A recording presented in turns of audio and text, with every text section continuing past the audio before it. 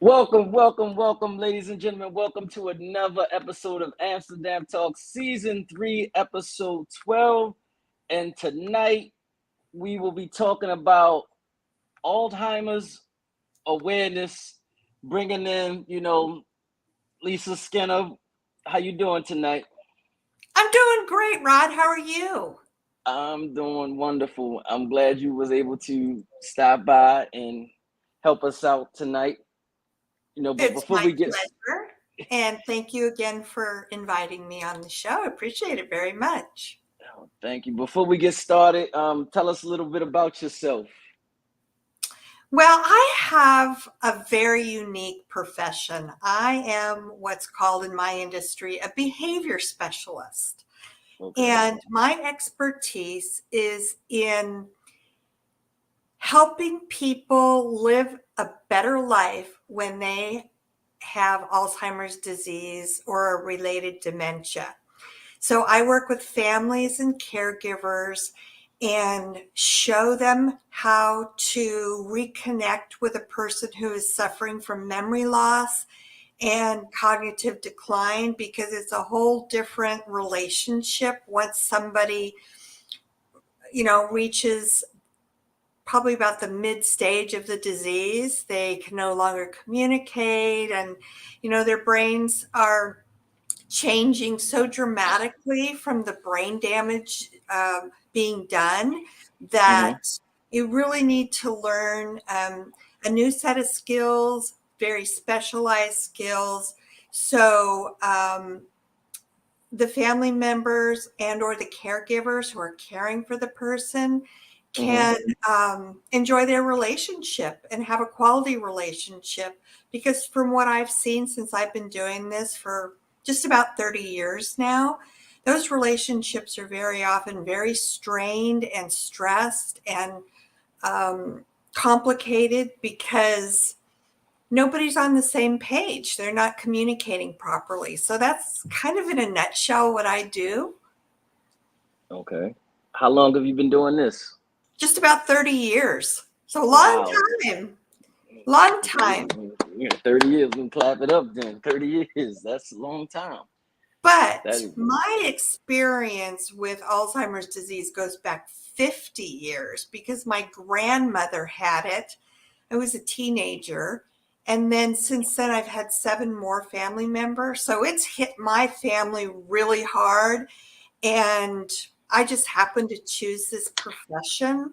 So, um, I've walked in the family members and the caregiver's shoes, and I've also been in the weeds professionally and seen pretty much everything. So, my goal is to be able to help people so they don't have to try to figure it out from square one and just, you know, follow my lead, I guess you could say. okay. So we can get right into it. So you mentioned dementia is with it. Like, what is like the difference between Alzheimer's and dementia? That's a great question. And even people who have family members with Alzheimer's disease, I just read a post this morning.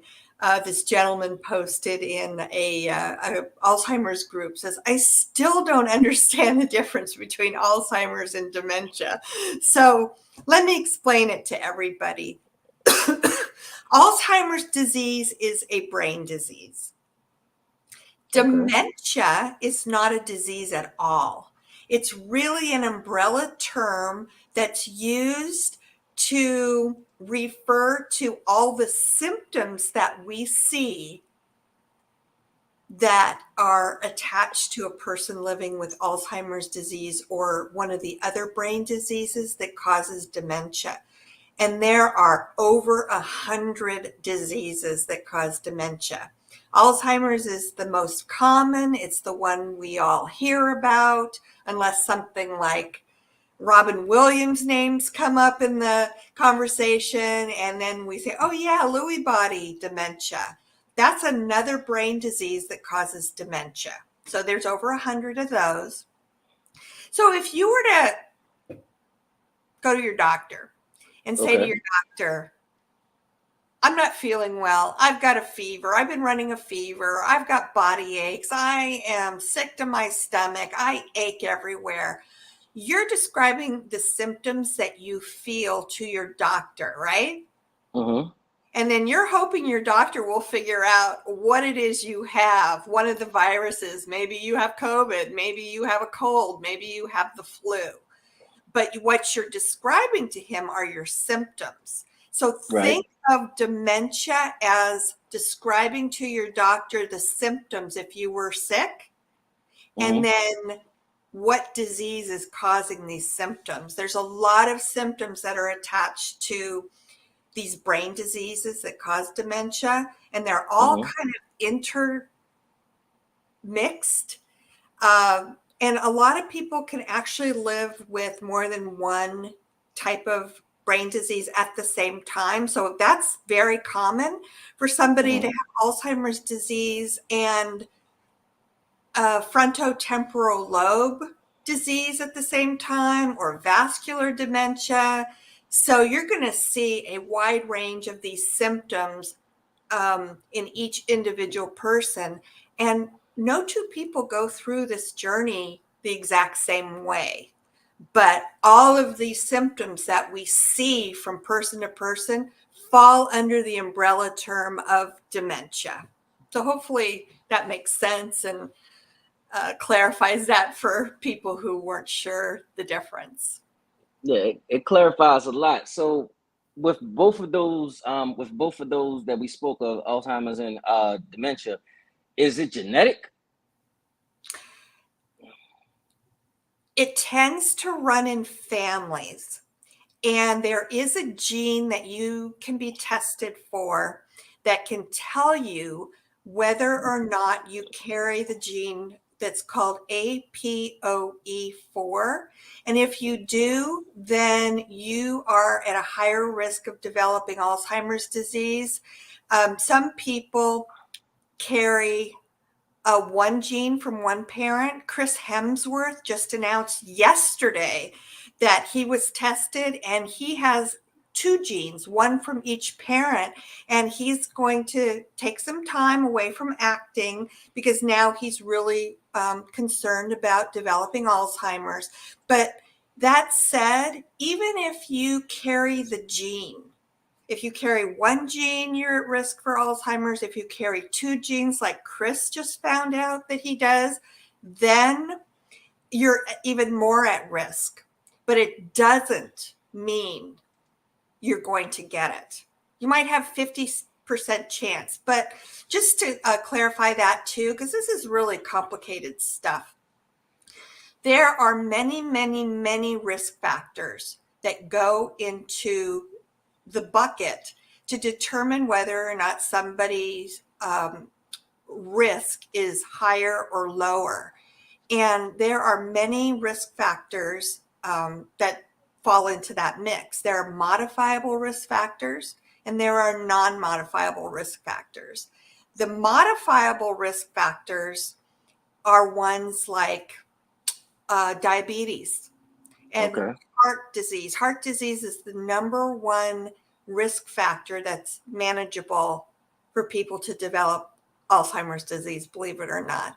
The non-modifiable risk factors, number one is age. That's the number one risk factor for any of us developing Alzheimer's disease. And it usually shows up starting at age 65, with the exception of what we call early onset Alzheimer's, which is the rarer form of Alzheimer's, but that hits people anywhere from about 30 to up to about 65. 50 is very average. So given that age is the number one risk factor and you can't do anything about your age. So your age is your age.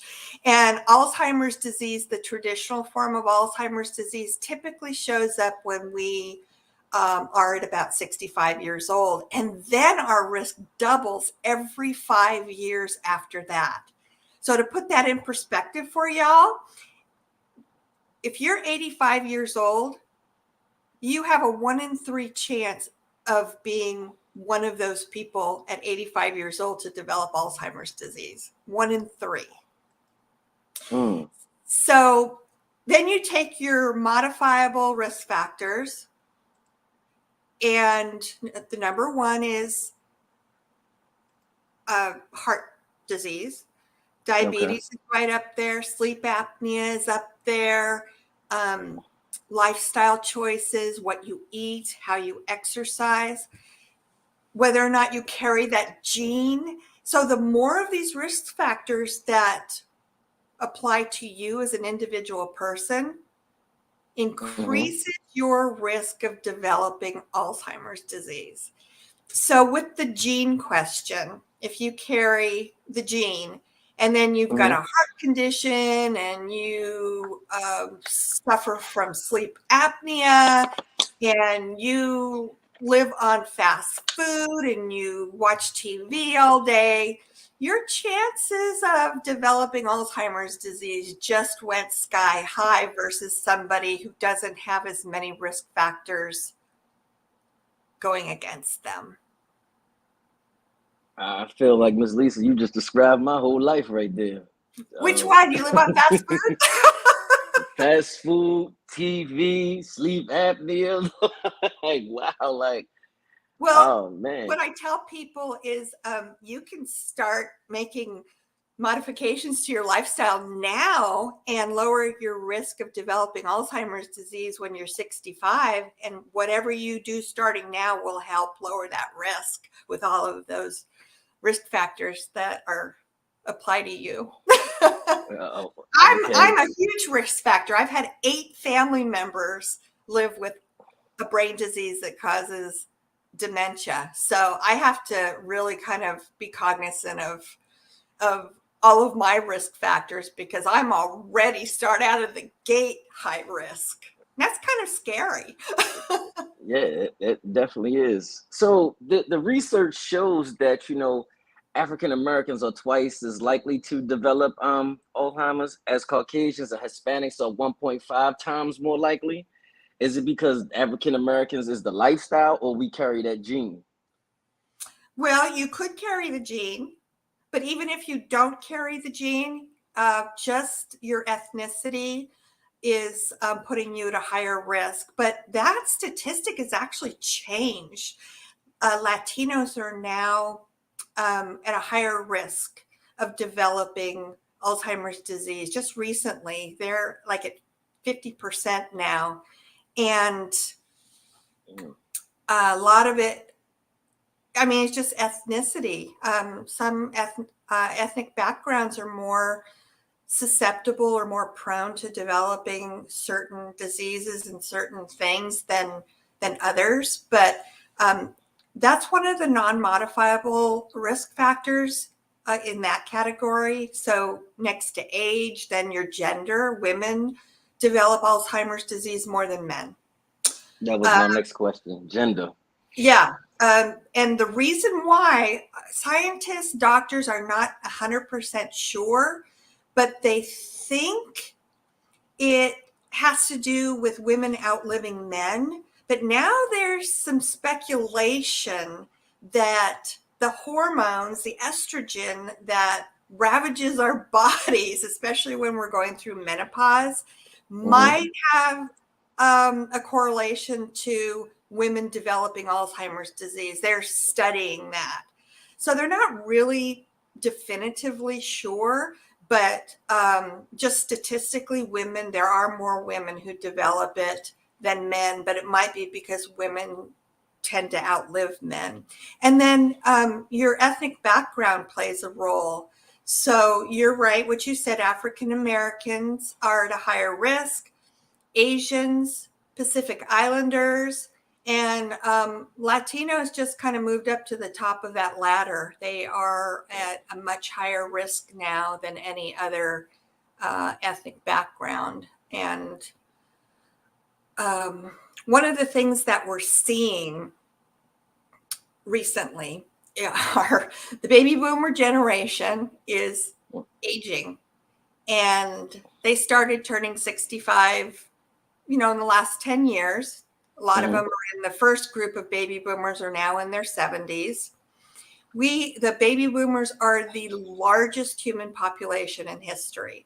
And that has a lot to do with the number of people who are now projected to develop Alzheimer's disease is really just by the sheer number of how many baby boomers are aging. So that has a lot to do with it. And then one of the things that studies have shown for some of the other ethnic background groups is lifestyle and socioeconomic status. A lot of them don't have access to resources.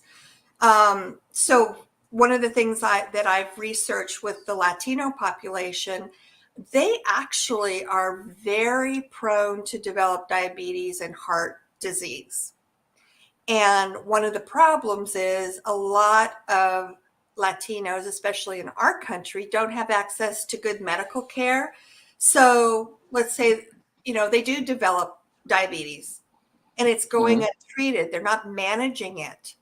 So that's going to increase their risk factor of developing Alzheimer's disease, because studies have definitely shown that there is a direct correlation between diabetes and Alzheimer's disease, or heart disease and Alzheimer's disease, and sleep deprivation. And there's just a list of different diseases and lifestyle choices that are tied to developing, or your risk of developing, Alzheimer's disease. Okay. Well, with the disease, they say there's the 7 stages of it. There are actually 2 different staging protocols, and there is a 7-stage model, and then there's a 3-stage model. I prefer to go by the 3-stage model because it's less complicated. Some people, I've worked with a lot of thousands of families over the years, and some like to go by the 7-stage one and some like to go by the 3-stage one.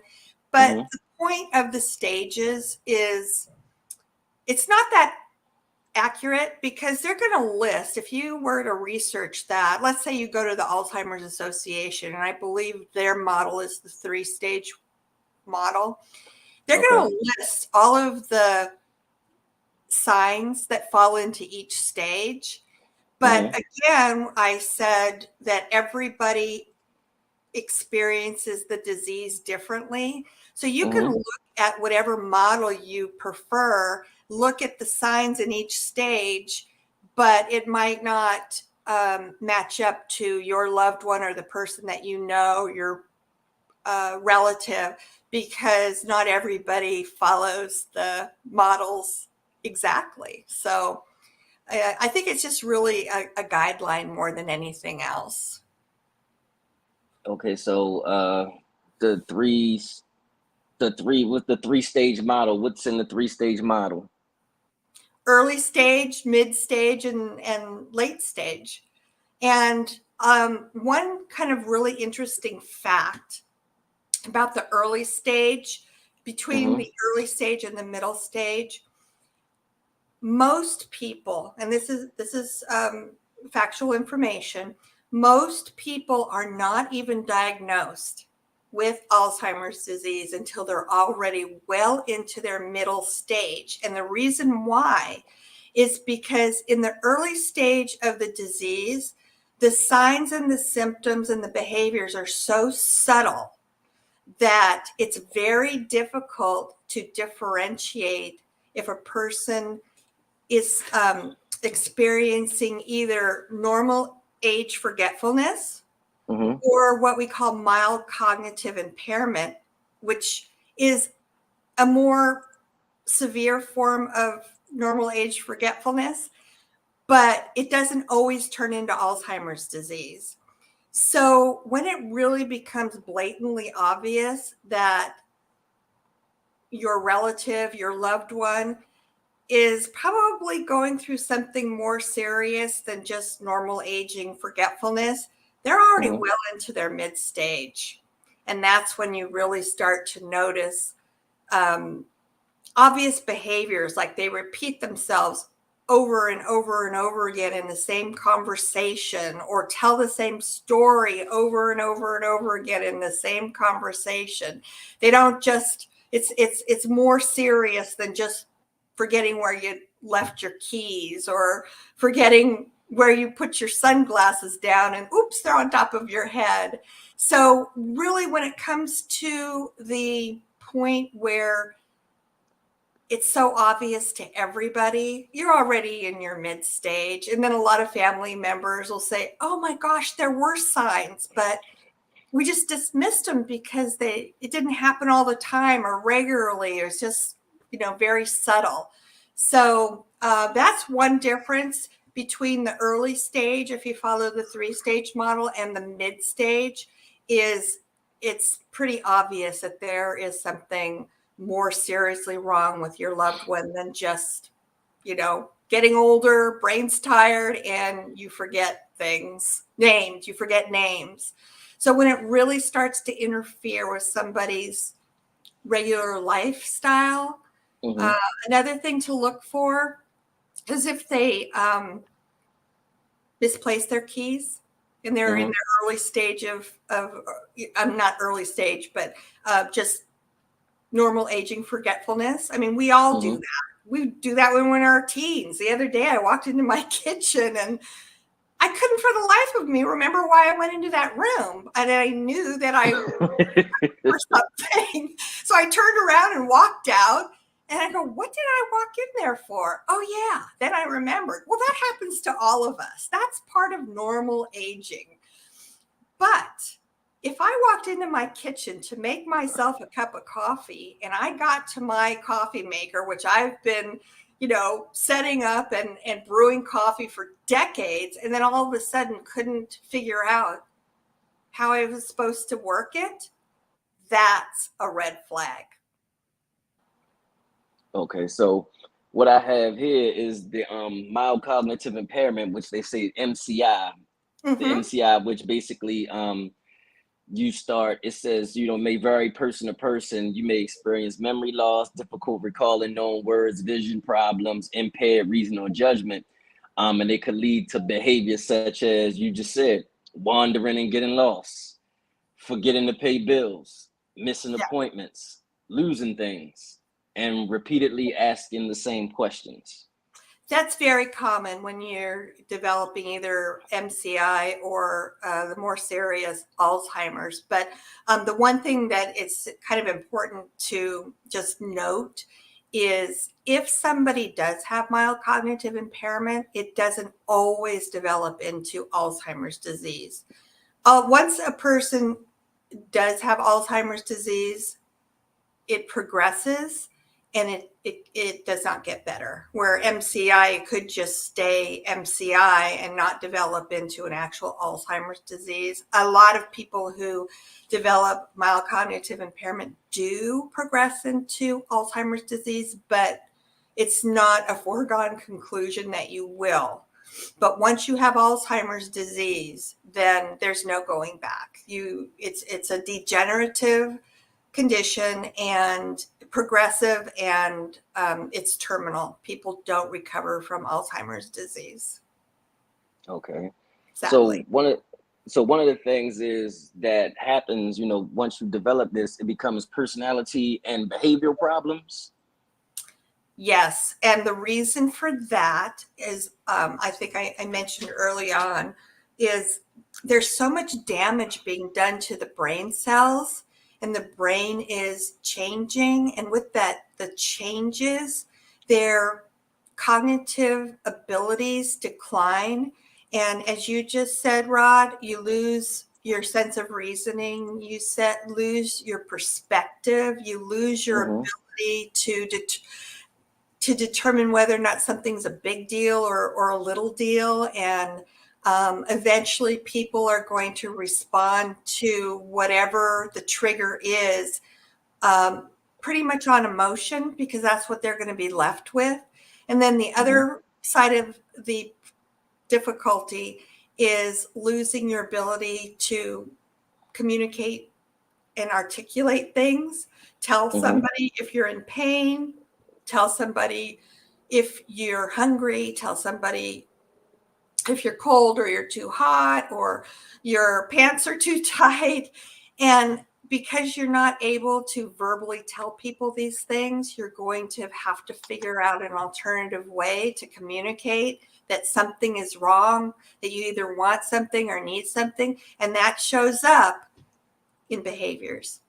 So as family members and caregivers, it's up to us to figure out why we're seeing a particular behavior and what it is that our loved one is trying to tell us. They're not acting out to just be difficult. They're trying to tell you something. But it's up to us to try to figure out what that something is. Right. And so once you really know your person and kind of have a history of them, then you can start to figure out what behavior might mean what, and you know, then be able to decode what it is they're trying to tell you, and then you can know how to effectively respond to those behaviors to get the situation under control. And that's what I teach people. That's yes, accusing people of stealing is very common. And I was going to read that because I saw it pop up in the comments over here. So accusing people, someone said accusing people of stealing and don't know who they are and want to fight. So would that fall under like the category, it's falling under cognitive behavior, but would it fall like under the category of like hallucinations and delusions? Accusing somebody of stealing from you is really more of paranoia, which is another common behavior that you see with people with Alzheimer's. And I'll refer back to my grandma. She was my very first experience, and I went over to her house. She only lived a few hours away. A few miles away from me. So I visited her regularly. I grew up with her. My mom used to leave me at her house, and I'd help her with her baking. So I knew my grandmother really, really well. And then when I was a teenager and started visiting her, I would go over to her house, and she would start telling me about these birds that lived in her mattress, and they would come, they would come out at night and peck at her face. And that was one of her stories. And then another story that she insisted upon was that rats were invading her home, and she could see them running along her walls. And then she would insist that these people were breaking into her house when she wasn't looking and stealing her jewelry. One time she even told me she got a new jewelry box and it was locked, and she insisted that she didn't lock it, that the thieves did, and insisted that I break the jewelry box open so she could see if her jewelry was still there. And then finally she started telling me that these men were going to were constantly coming into her home, and they were going to harm her as she took a shower. So you've got several behaviors there. The birds in the mattress is what we call a delusion, a false belief. Because someone just put in there that their mother swore bats was under their bed, under the mattress. Bats. Bats? Yeah, bats, like vampire bats or bats. I even led my grandmother into her bedroom one day because I didn't want to not believe her. I mean, I was taught not to contradict my elders. And so I led her into her bedroom one day, and I said, Grandma, let's look at your mattress. And I flipped it up and looked underneath it. And I said, help me here. I don't see any place where these birds could be coming out and pecking at your face. And boy, she had the most brilliant response. She said to me, oh, they're there, Lisa, but they're very clever. And that's another thing I've learned about people with dementia. They become masterful at covering up their beliefs. So that's an example of a delusion. It's also called a false belief. The rats invading her house and running along her walls, which she could see, that's a hallucination. Okay. Hallucinations can also be you hear things that aren't really there. The stealing of the jewelry and the men wanting to harm her, that falls under paranoia. All three of those are very common behaviors that we see, and it's all due to the damage of the brain cells that is occurring as they progress through this disease. Mm. So, these things are happening, and you, like you said, you don't want to say they're a lie, and you're trying to get to understand. So, what happens, like, when an individual who's in a deep stage of it, like I guess the third stage, and it's like they're speaking in a language that you can't understand? Well, so a lot of times, that's actually a really good point. I'm glad you brought it up, because that's another thing that commonly happens to people with Alzheimer's disease, that they will revert back to their first language. So my grandmother spoke fluent Yiddish, and sometimes she would start talking in Yiddish or Polish because that Mm. was the country she was from. And I didn't understand a word she was saying, but when her short-term memory switch was kind of flipped off, she reverted back to her native language. And that happens pretty commonly. My grandmother had the entire spectrum of symptoms. She had them all. Not everybody experiences hallucinations or paranoia, but my grandmother had them all. So, and that was my very first experience with somebody with Alzheimer's disease. So I saw the extreme version of the behaviors that accompany this disease. But the other side of the question is, because I'm not sure if you meant speaking in a native language or the behavior that they're trying to tell you something, or how do you effectively respond to somebody who's having a delusion or a false belief, and you don't want to upset them by trying to Mm-hmm. steer them back into your reality. Mm-hmm. We recommend you do what we call join their reality.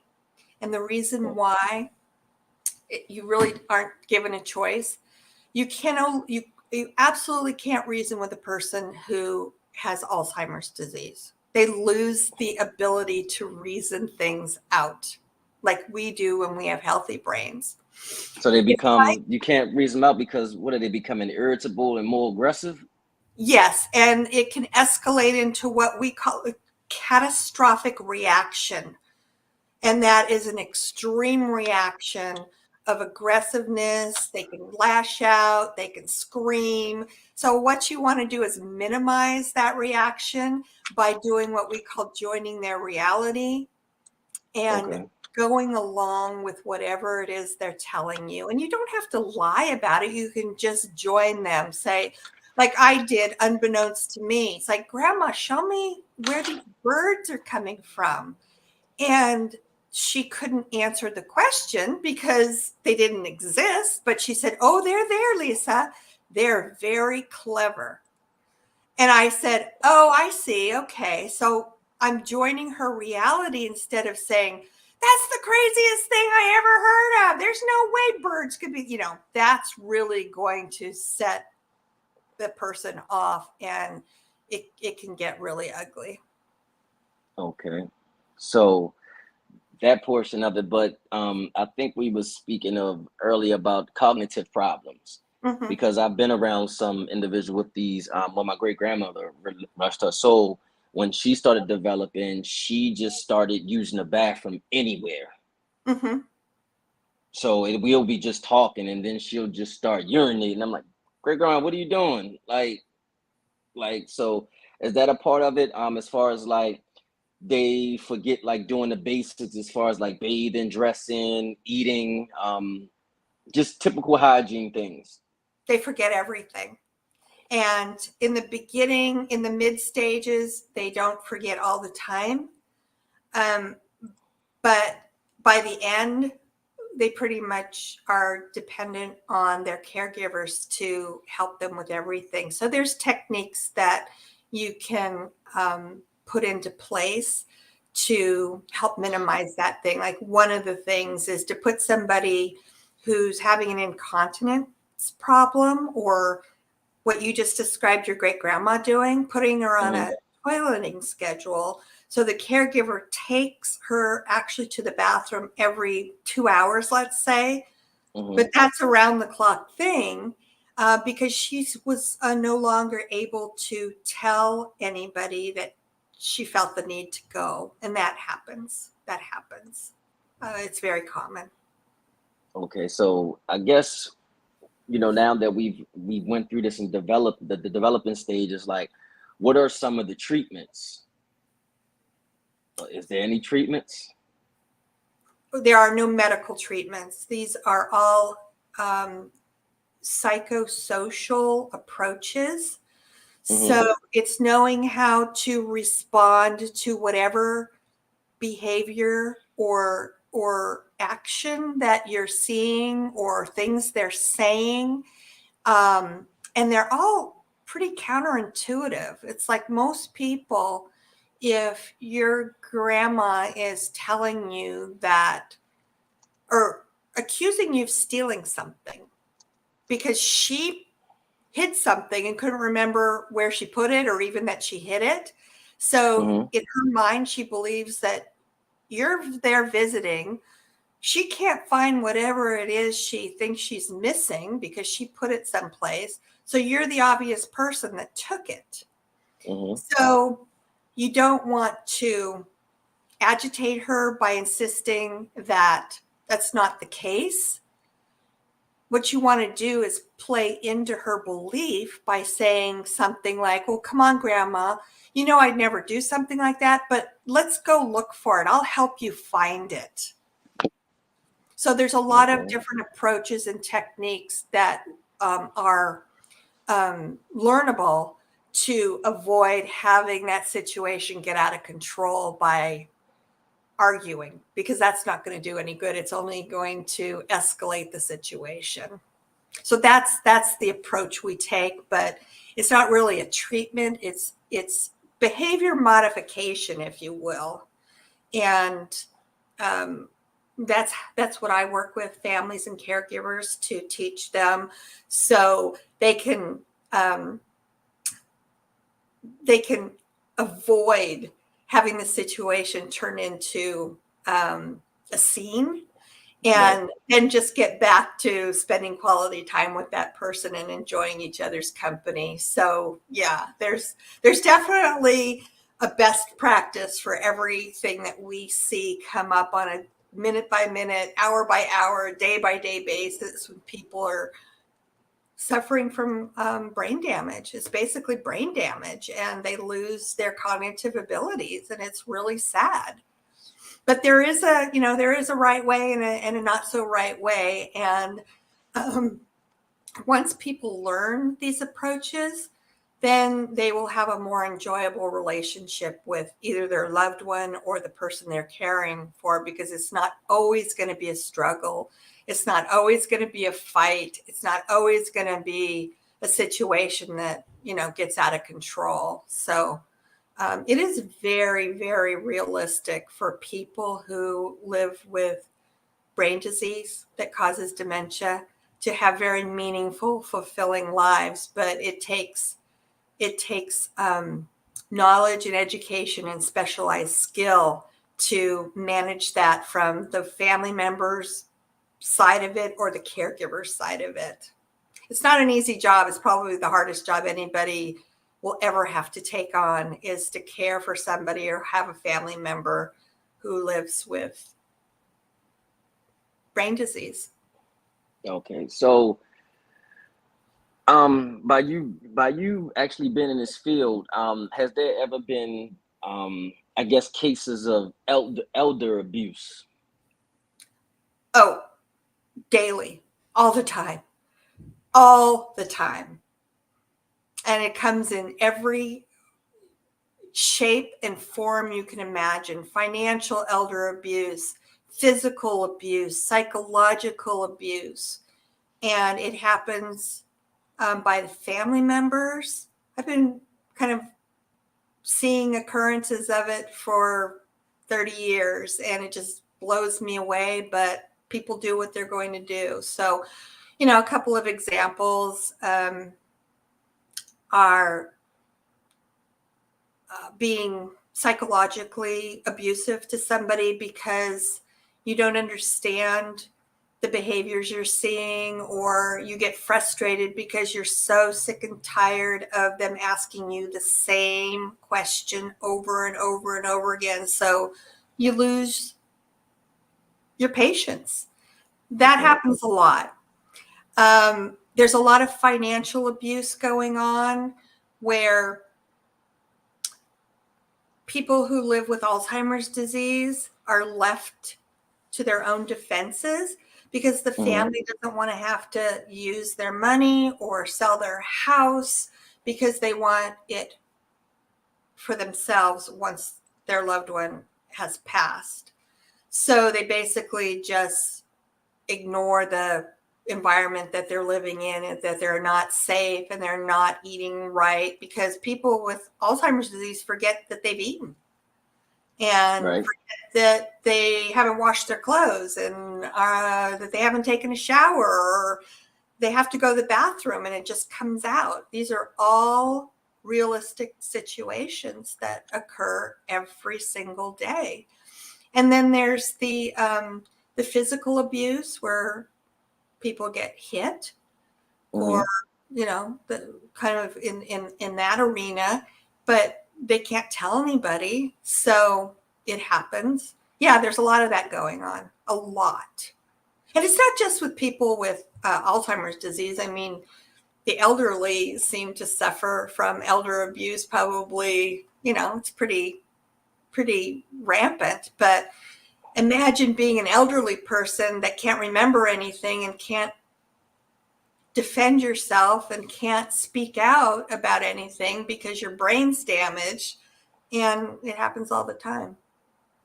So when stuff like that has happened, as far as like the abuse, I guess we would have to reach out to someone would have to reach out like to Adult Protective Services.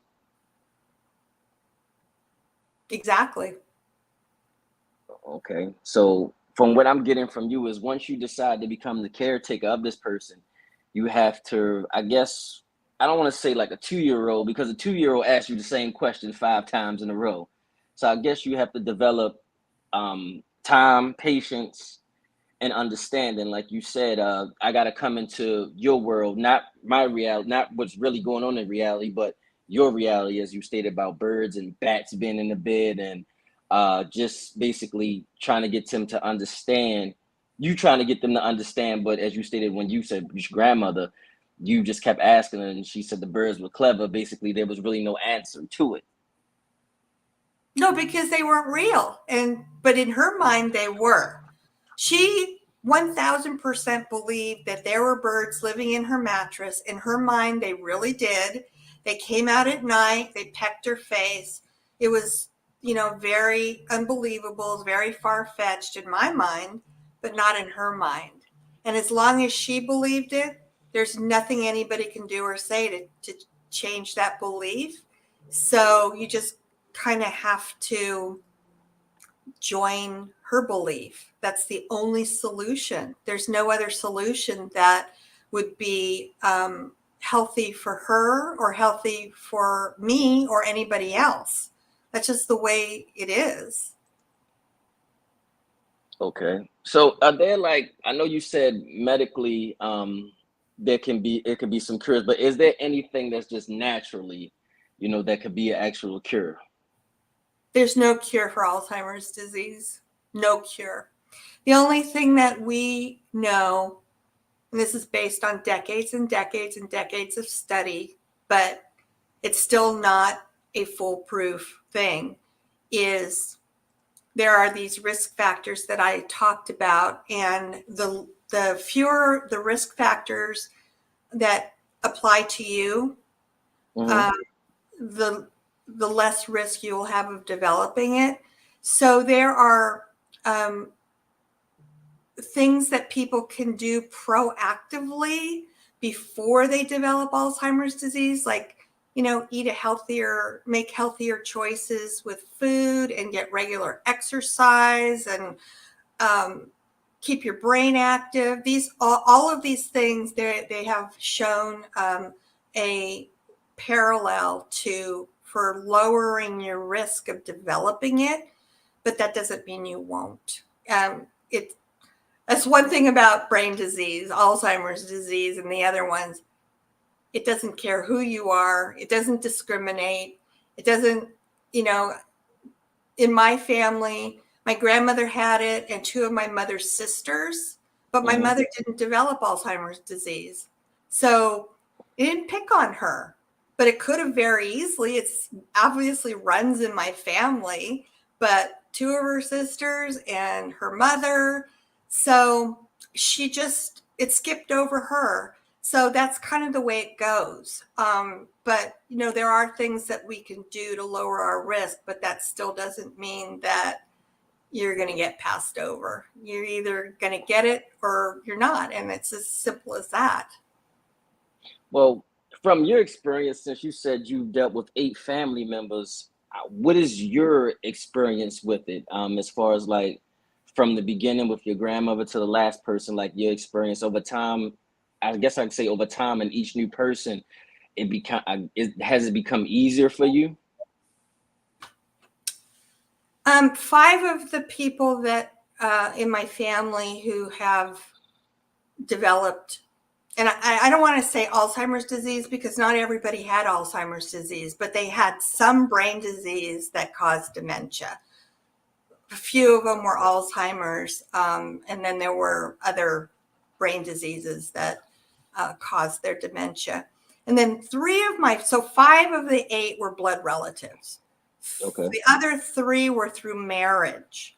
So Okay. to give you an example, my sister's late husband, he developed Huntington's disease. That is a rare, very rare neurodegenerative disease like Alzheimer's, like Lewy body that Robin Williams had. But it's very, very rare. And the symptomology is very similar in all of these diseases. So to answer your question, it didn't surprise me at all to have 5 family members because, I started with my grandmother and then the next one and the next one and the next one. And the more family members that developed it, the less surprised I was because it's showing a pattern of running in my family. Very surprised that my brother-in-law developed Huntington's disease. My father, who was diabetic and had congestive heart failure. Now, he developed dementia, but he had what's called vascular dementia. And he ended up having these TIAs or mini strokes, which is very common when you have diabetes or a heart condition. And then his little mini strokes caused his dementia, which didn't surprise me because I know that those conditions can cause mini strokes. And he ended up having them later in life. And then the dementia followed because when he had the little mini strokes, they damaged his brain. So that's another way that people get dementia is through medical conditions and then having what they call TIAs, trans-ischemic attacks, which is synonymous with mini strokes, but regular strokes can cause dementia too. So my dad's twin brother had Alzheimer's disease. So there's another family member that had Alzheimer's disease, but my dad didn't have that form of dementia. He had the vascular dementia from his medical conditions. So I think it just kind of supports that it can affect anybody at any time. And, you know, statistically, it's not in our favor, especially when we reach the age of 85 now, because 1 in 3 people will have it. So as far as anything new that's coming, is there like any new studies, new funding or anything going into this disease? Yes, there are probably over 300 trials going on right now, testing different possible cures or treatment. And I say cures or treatment because so far there's nothing that has proven to work. And we're hopeful that if it doesn't cure the disease, at least it'll treat it and maybe prolong the progression or stop the progression. There is the doctor who wrote the foreword to my book, Dr. Shrivastava. He's been working on stem cell research for 30 years now and tells me that it looks promising for either curing or treating Alzheimer's disease, but it's still in clinical trials and there's nothing definitive. There are drugs being tested. A couple of drugs have recently been approved by the FDA, but the problem with those drugs that seem to help with Alzheimer's disease, the challenge is you have to treat the person when they're in their very early stage of the disease. And then again, you have the problem of deciphering whether or not somebody actually has Alzheimer's disease or it's just a part of normal aging. Because like I said, most people aren't even diagnosed until they're already well into their mid-stage. So that makes these drugs that have shown some promise difficult because they will only work if you catch it in its very early stages, and they don't have any way to do that yet. There is no test. Actually, the only way right now that a person's Alzheimer's disease is definitively proven to exist is by doing an autopsy. The diagnosis for Alzheimer's disease is really a process of elimination and doing some like mini mental tests and things like that. But to actually have a way to see that a person has Alzheimer's disease, it doesn't exist yet.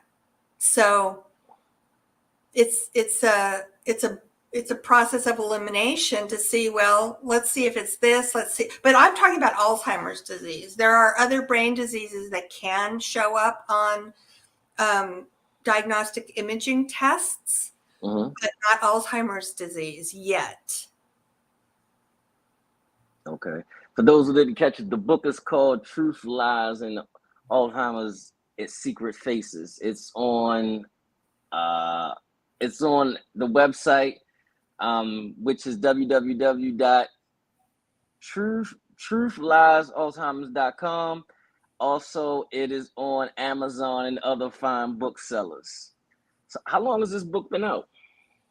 It just was released this year. Yeah, it hasn't been out very long at all. There's an audiobook version that just came out about a month ago, which is really fun to listen to. The narrator is just amazing.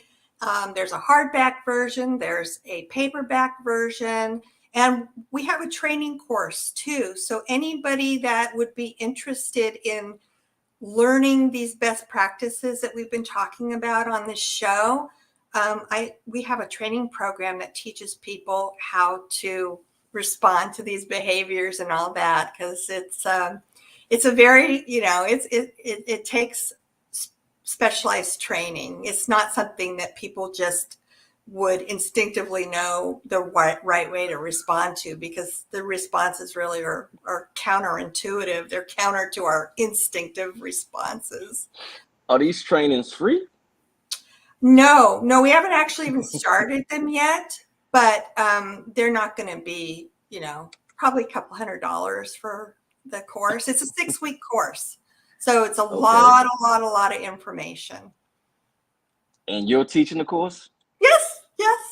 I teach the Okay. course. Okay. All right. Will be available in the next 60 days. We're finalizing it now.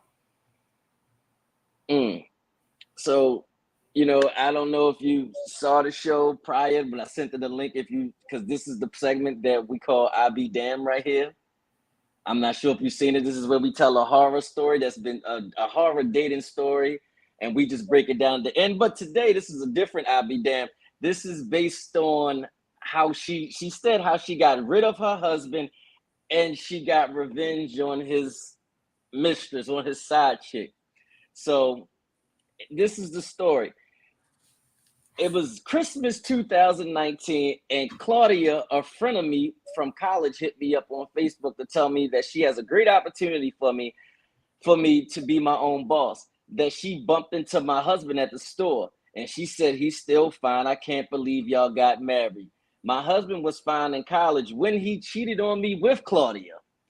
And he's still fine today, but everything that looks good ain't good for you. My husband decided without my input that he wanted to be a stay-at-home dad, and he spent majority of our 4-year marriage trying to get me pregnant, which he failed. Miraculously, he got an ex-girlfriend pregnant but refused to acknowledge the child. That was a low point in our union. But as soon as our marriage hit rock bottom, my husband began to dig. My husband cheated. My cheating husband was caught in the bed with a married woman. That woman's husband stabbed him. Can you imagine the shame I felt having to pick him up from the hospital under those circumstances? Lord, after the stabbing of my husband had a new limp and a brand new colostomy bag. Claudia didn't know about the poop bag and then began to text each other.